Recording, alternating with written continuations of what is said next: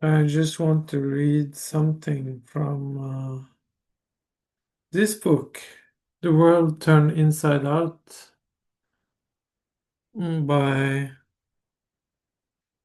Tom Cheetham, and it's called The World Turned Inside Out, Henry Corbin and the Angel Out Ahead. And it's on page 40, and I really have highlighted a lot there, and I feel like it's really speaking to the to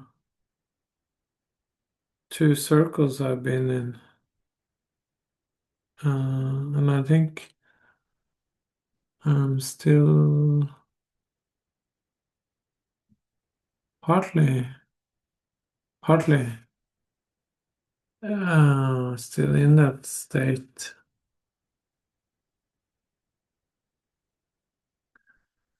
but it's residing. So, but I'm gonna read it. Heidegger's, if I'm able to read, Heidegger's analysis of presence and its relation to time and space can be clearly seen as a move towards a mythic and perhaps mystic consciousness. He further develops his early intuition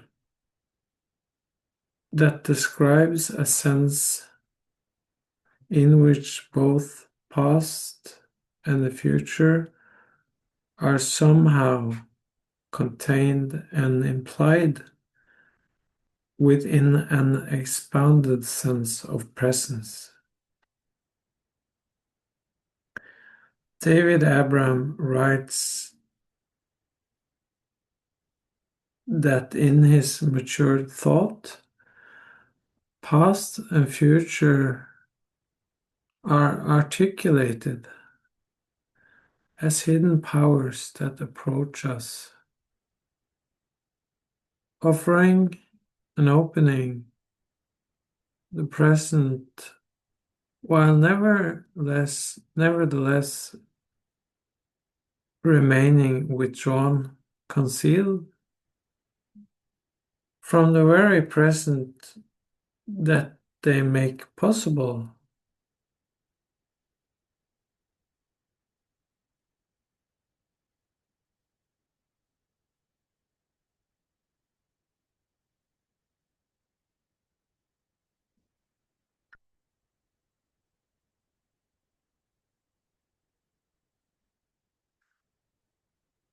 Yeah.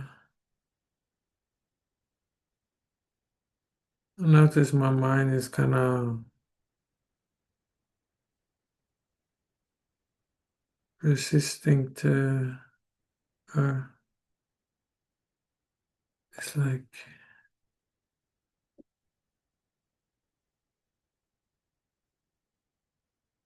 it's beyond itself. This is not something that's written, but it's kind of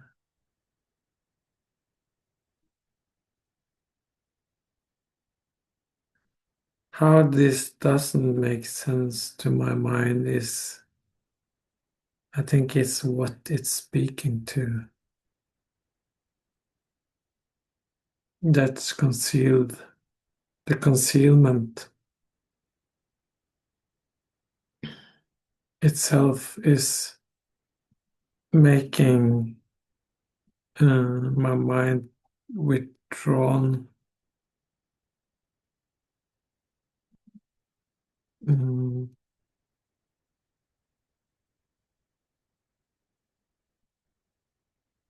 mm,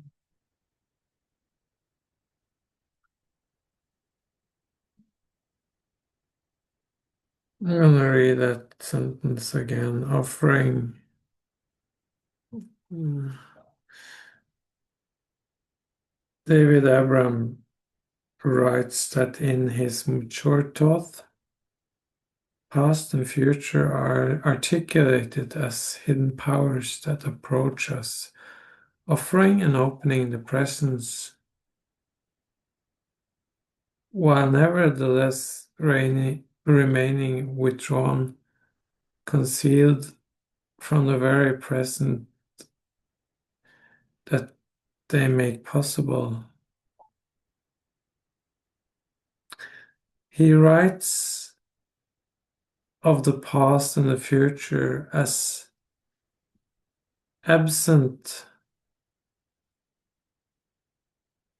that by their very absence concern us, and so make themselves felt, yeah, within the present.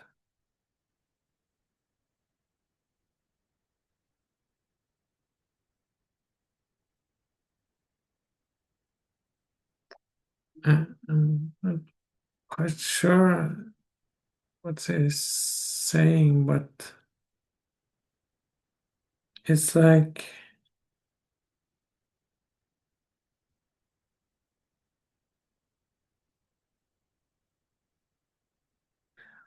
because the absence of that future and past,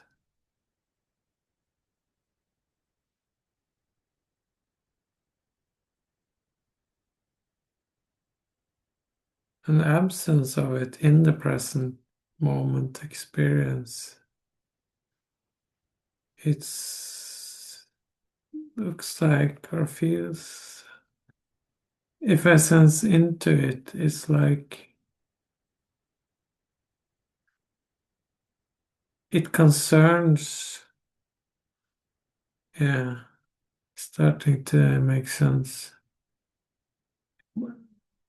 It's the absence itself that affords us to be concerned or to concern us with the past and the future in the present moment.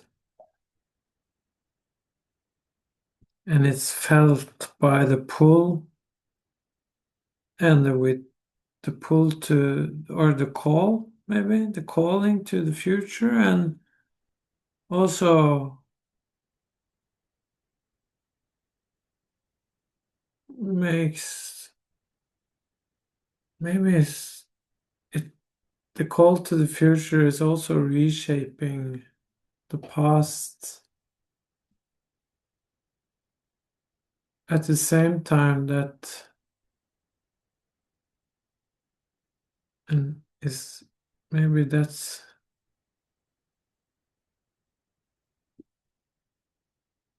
is that the hidden powers that approach us, that's offering and opening the present.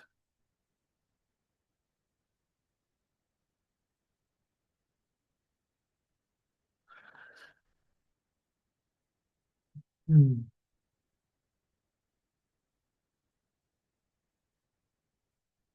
I was just gonna read this, but it's, it's just speaking.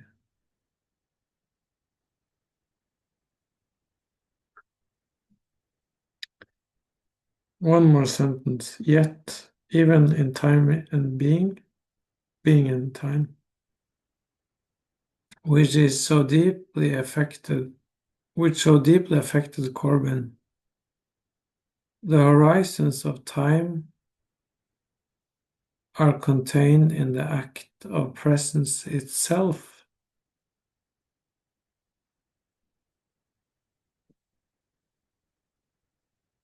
The primordial phenomenon of the future is that it comes towards us, comes towards us, quote unquote. Past and the future are both somehow contained in the present.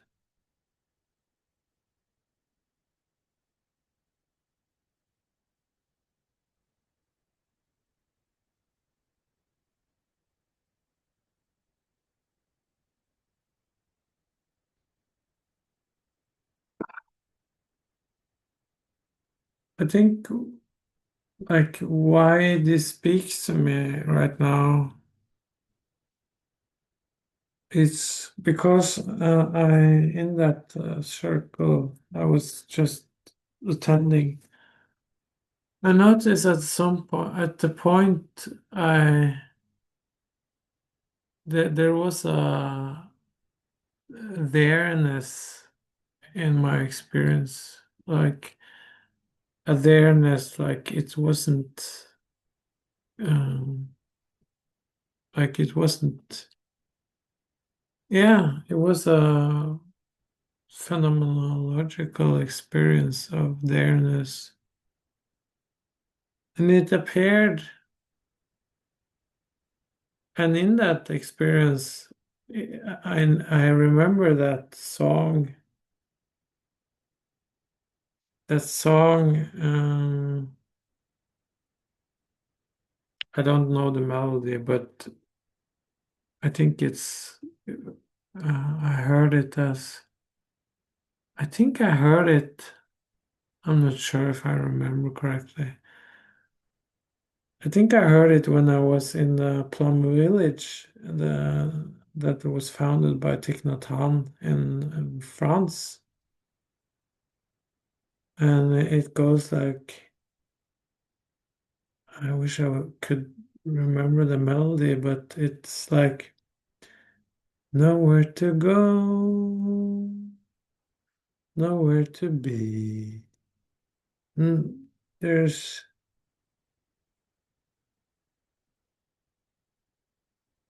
nothing to do, nowhere to be. I wish this is not the right melody, but that's the word that come to me or that showed up in.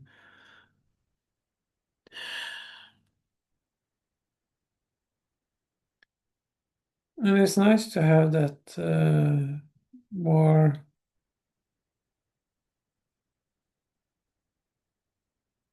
Yeah, I'm thinking about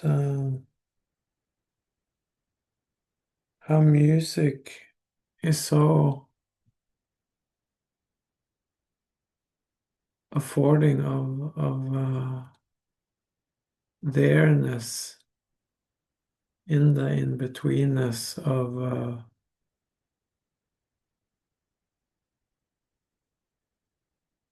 that calls to something in us and evokes the mood that's already in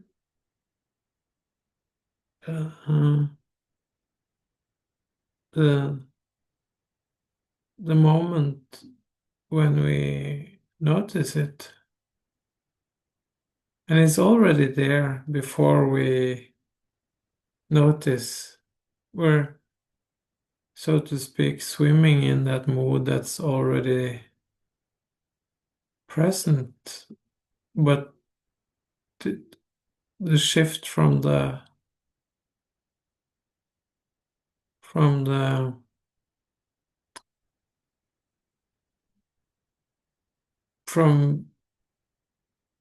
from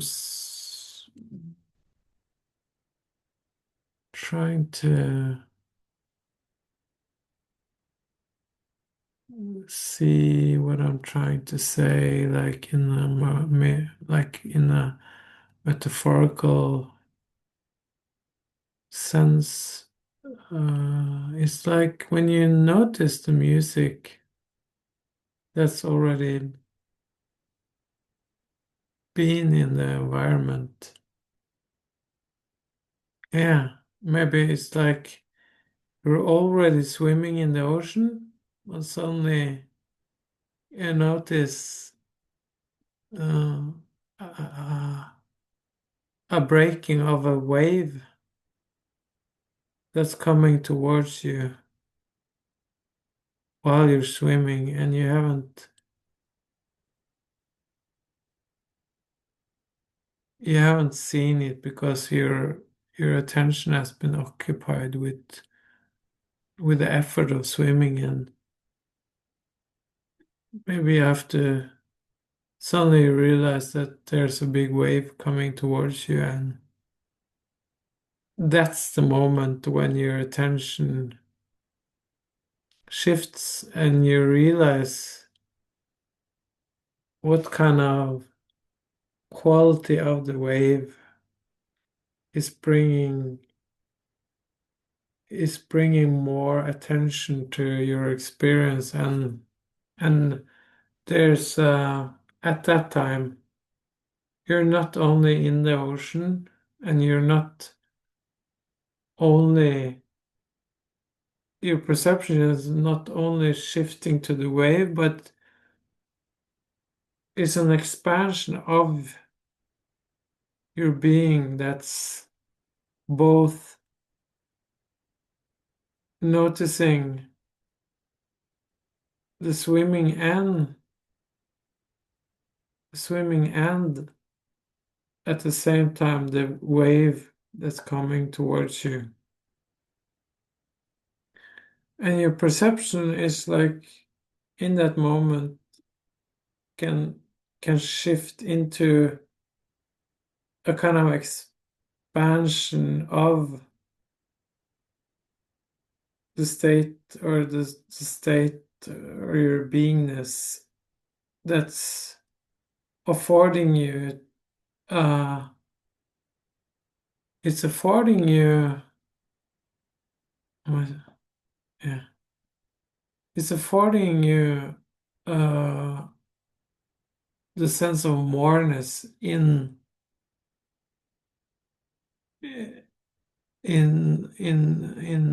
listening to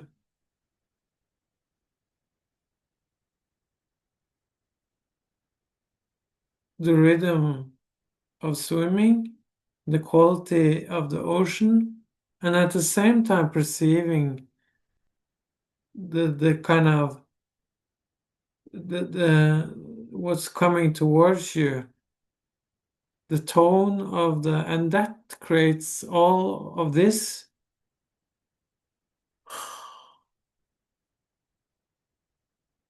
To what's I've been like it's want to say like I've heard people talk about this, not in this way. I don't think so, but I think that's what people refer to when they call that the musicality of being. That's I think yeah, and it's very mysterious that capacity we humans have to what can reveal itself, and that we can participate in that symphony when the flow is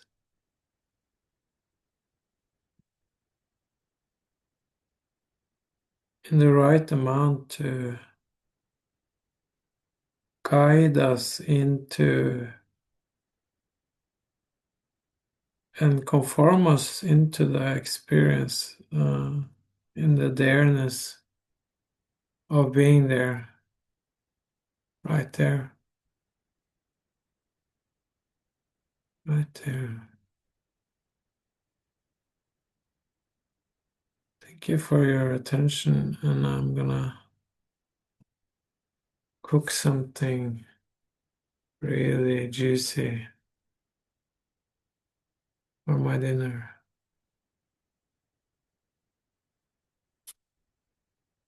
See you again next wave.